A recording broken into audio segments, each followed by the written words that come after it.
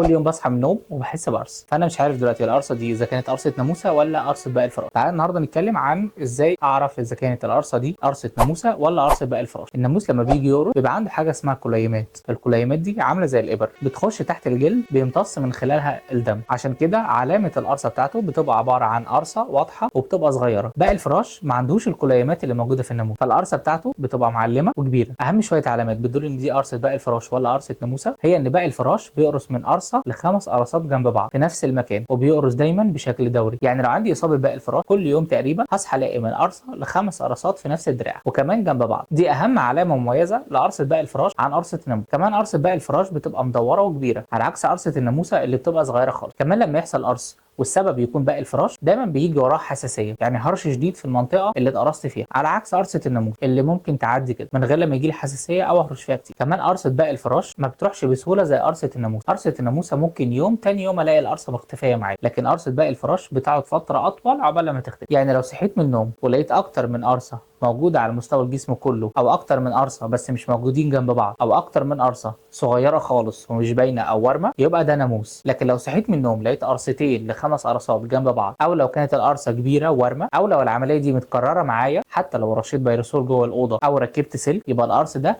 ناتج عن باقي الفراش. لو عايز تعرف اكتر عن باقي الفراش تواصل معايا.